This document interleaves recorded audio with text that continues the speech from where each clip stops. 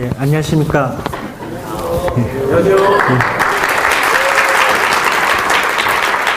KCC를 사역지로 섬기고 있는 양재모임 정진산 형제입니다. 저는 중학교 3학년 때 담임 선생님의 전도로 예수님을 믿게 되었습니다. 그러나 저희 집안은 불교와 우상숭배가 가득한 집안이었고, 특히 저희 아버지는 기독교를 매우 싫어하셨습니다. 고모는 독실한 불교 신자셨고, 사촌 누나는 신내림을 받은 무당이 계셨으며 때마다 제사가 많은 집안이었습니다. 저는 중학교를 졸업하며 고등학생이 되고 형과 함께 집 근처 교회로 출석하였습니다. 형은 제가 전도한 첫 번째 사람이며 가장 쉽게 복음을 전했던 사람입니다. 형, 같이 교회 가자. 한마디로 저희 형은 그 주부터 저와 함께 교회에 나가기 시작했습니다. 그러나 아버지는 저희 형제를 많이 핍박하셨습니다. 고등학교 3년간의 시간은 제가 가장 순수하게 가정 복음화를 위해서 뜨겁게 기도하였던 때인 것 같습니다. 하나님의 은혜로 그 완고하시던 아버지는 제가 고3 말경에 예수님을 영접하셨고 교회를 다니기 시작하셨습니다. 2005년에 돌아가실 때까지 10여 년간 교회 생활 열심히 하시면서 평안 가운데 돌아가셨습니다. 그러나 저는 대학교에 들어가며 방황하기 시작했습니다. 술과 세상 놀이 문화에 빠져서 하나님과의 관계는 점점 멀어져 갔고 주일 예배조차도 빼먹기 일쑤였습니다. 친구들과 어울려 방종의 삶을 살았지만 마음 한켠이 늘 어려웠습니다. 저는 하나님을 멀리하였으나 하나님은 제 인생길을 인도해 주셨습니다. 대학 졸업을 앞두고 북경으로 어학연수를 가게 되었는데 그 1년간의 중국어를 배우는 기간 동안 하나님께서는 어학스쿨을 다니며 그 북경 유학생을 대상으로 하는 그 북경 성경연구원에서 하나님 말씀을 배울 수 있는 기회를 주셨고 잠시나마 한인교회와 중국 코스타 집회를 섬기게 하셨습니다. 귀국 후 2000년 말에 현재 다니고 있는 KCC에 입사하게 되었습니다. 그래야 중국 시장을 대상으로 해외 영업을 하게 되었고요. 그러나 직장 생활은 제 삶에서 다시 주님과 더욱 멀어지게 하는 그런 시간이었습니다.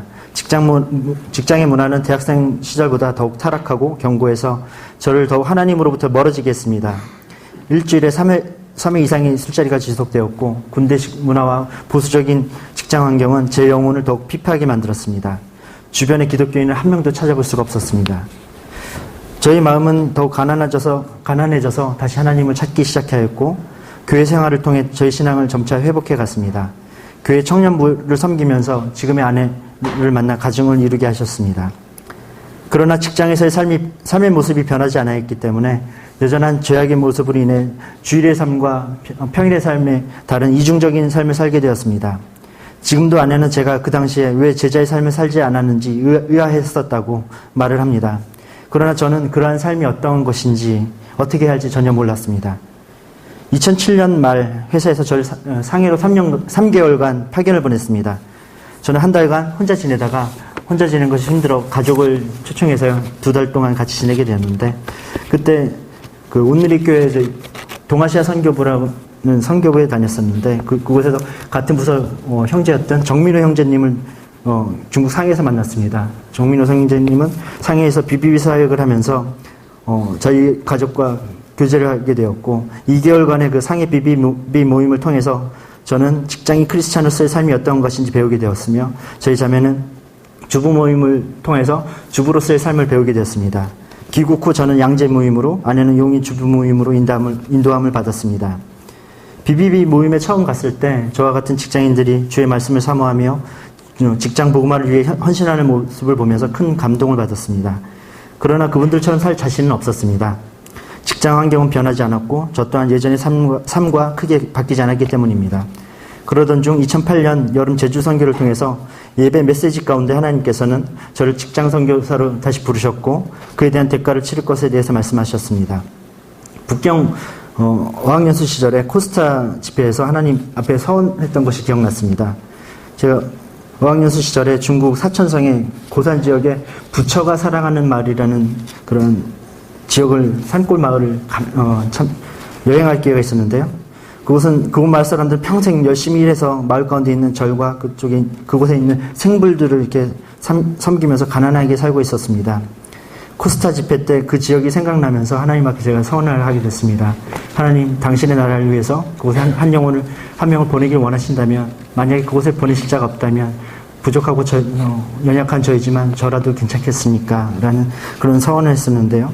2008년 그 여름 제주에서 하나님께서 그 서원했던 것을 다시 기억나게 하시며 제가 서원했던 그 땅끝이 바로 나의 직장임을 깨닫게 하여 주셨습니다. 그러나 그동안에 저의 삶을 아는 그들 앞에 제가 다시 신앙인으로서 돌아가서 예수님을 전할 수 있을지 그것에 대해서는 자신이 없었습니다.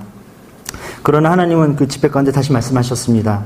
넌 믿음으로 아브라함의 자손이요 약속대로 유업을 이을 자다. 너는 복의 근원이 되어 너를 통해 너의 직장과 열방이 축복을 받을 것이다. 너무나도 분명하고 확실한 부르심 가운데 저는 더 이상 거부할 수 없었고 저의 삶을 그분께 드리기로 결단하였습니다. 이후 저는 그동안의 죄악의 습관들을 하나둘 끊게 되었고 맨투맨을 시작하면서 하나님과의 관계도 점차 회복되어 갔습니다. 그러나 직장에서 어떻게 복의 근원이 되어야 할지 구체적으로 알지 못하던 저에게 2009년 여름 인도 선교는 복음의 가치와 열정을 갖도록 하였습니다. 영어로 벵가로로 장소와 상황에 매이지 않고 전하는 우리의 복음을 통해서 영혼들이 죽게 돌아오는 것을 체험하게 되었습니다. 또한 선교 기간 중 큐티 말씀을 통해 하나님은 말씀하셨습니다. 내가 복음을 부끄러워하지 아니하노니 이 복음은 모든 믿는 자에게 구원을 주시는 하나님의 능력이 됨이라. 바울에게 있는 이 복음의 가치와 열정이 저에게 없는 것을 깨닫게 하셨습니다. 제 가슴에 복음의 깃발을 꽂은 인도 선교 이후에 이어진 BTC1 훈련은 저로 직장 선교사로서의 첫 발을 디딜 수 있는 자신감을 주었습니다. 훈련과 함께 저와 아내는 매일 저녁 기도하기 시작했습니다.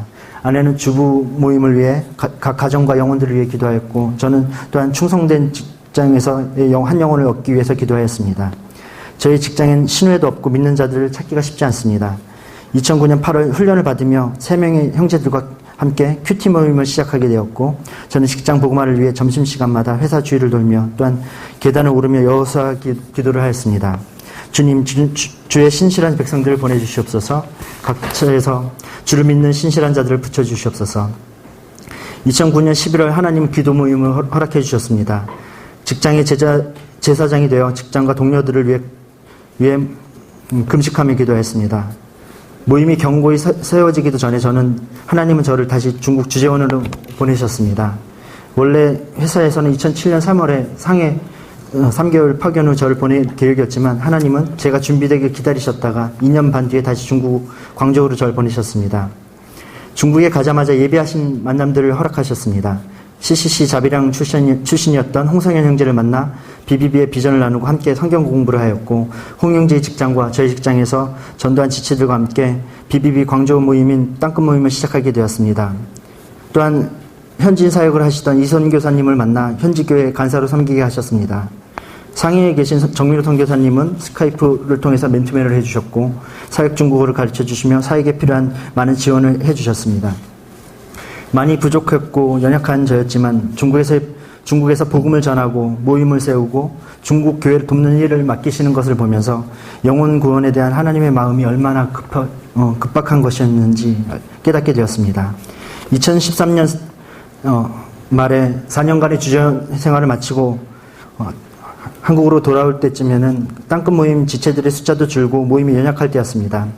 마음이 어렸으나 하나님은 기도 가운데 수고하였다며 위로해 주셨고 작년에 부산 모임과 함께 광주에 단기 선교를 다녀왔을 때는 땅끝 모임 지체들을 돌아보며 또한 그곳의 현지 교회를 돌아보며 하나님께서 그분들의 영혼을 인도해 주심을 깨닫게 해주셨습니다.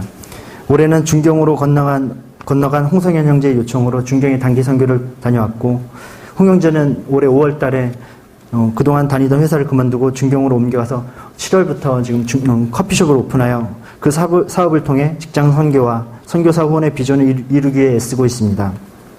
이미 두 가정과 중국인 자매와 함께 모임을 시작하고 있는 것을 보면서 중국에 곧 BBB 모임이 세워지고 현지인들에게도 복음이 전파될 것을 꿈꾸게 되었습니다.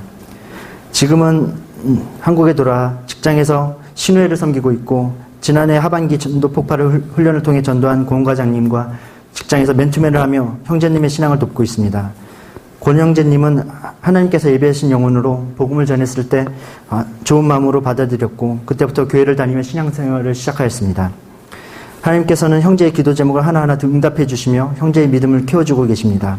형제의 아내의 손에 혹이 생겼을 때 수술 없이 제거해 주셨고 회사의 업무에 대해서 회의를 느끼며 그만둘 것을 고민하고 있을 때 저희가 함께 기도할 때 하나님께서 그가 원하던 부서로 발령이 나게 하시는 등 여러 가지 많은 기도 제목을 응답해 주심으로써 형제의 믿음을 자라게 해 주셨습니다.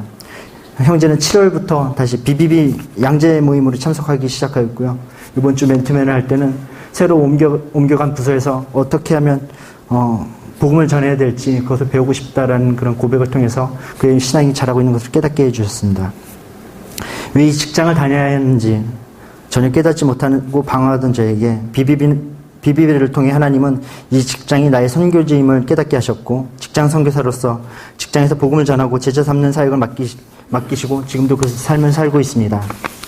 상한 갈대와 같고 꺼져가는 등불과 같았던 자를 이 귀한 사역에 참여케 하심에 감사드리며 남은 나의 모든 직장 생활도 이 일에 헌신할 것을 주님께 간구합니다. 마지막으로 사도행전 20장 24절로 간증을 마치도록 하겠습니다. 나의 달려갈 길과 주 예수께 받은 사명 곧 하나님의 은혜의 복음을 증언하는 일을 마치려 하면은 나의 생명조차 조금 더 귀한 것으로 여기지 아니하노라. 감사합니다.